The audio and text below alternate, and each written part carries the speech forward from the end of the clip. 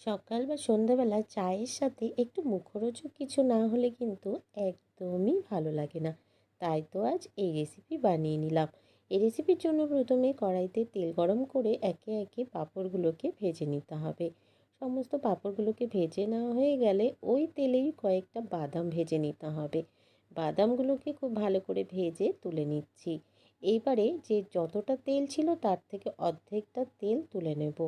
তেলটা তুলে নিলাম। এবারে এদিকে একটা মিক্সি জারে দিয়ে দিচ্ছি কয়েক কোয়া রসুন, 1 চামচ দিয়ে দিচ্ছি কাশ্মীরি লাল লঙ্কার গুঁড়ো, হাফ চামচ হলুদের গুঁড়ো আর 1 চামচ চাট মশলা দিয়ে পেস্ট করে নিলাম। এবারে কড়াইতে একটু সর্ষের তেল দিয়ে কালো জিরা আর শুকনো লঙ্কা দিয়ে ওই মশলাটা দিয়ে দিলাম কয়েকটা কারি পাতা দিয়ে হালকা একটু নাড়াচাড়া দিয়ে ভেজে নিচ্ছি।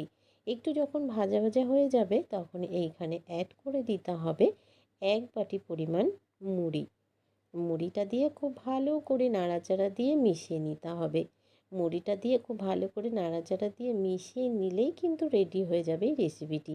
এই রেসিপিটিকে সন্ধেবেলা বা সকালবেলা চায়ের সাথে সার্ভ করে সবাই ভীষণ খুশি হয়ে যাবে। আজকের রেসিপি ভালো লাগলে কিন্তু একটা লাইক করো আর সাবস্ক্রাইব করে আমার চ্যানেলটির পাশে অবশ্যই থেকো।